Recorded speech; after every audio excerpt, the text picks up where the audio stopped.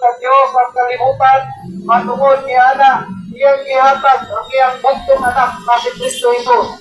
Aron kinsa tong putong musalig si Kristo Jesus, dili na siya malaglag ngadto sa impierno. Apan makamatod siya kinabuhi na walay katapusan.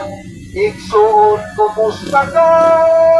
Dining panahona na malandong ka ba? Dining kalibutana ang mga ilhanan dinhi sa kalibutan nagpamatuod sa ngalan ni Jesus. Karon ang adlaw sa kaluwasan, apagon niya maoy kapakyasan.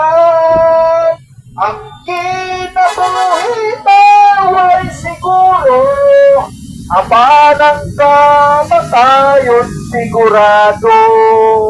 Ayaw pagsalig sa imong kaugalingon, nga batan-on ka pa, halayo sa kamatayon.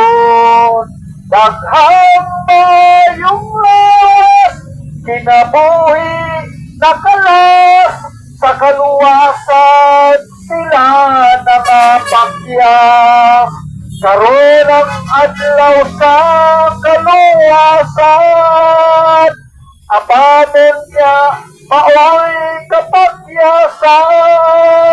Ang kinabuhi ay siguro, apan ang kamatayon sigurado. Kapitulo 5 sa ikaduhang Korinto. Tanang dinuhatan, maayong kautan, buhatubang sa humpanan ni Kristo. Karon ang adlaw sa kaluwasan, apanon niya maoy kapakyasan. Ang kinabuhi ay siguro, apan ang kamatayon sigurado.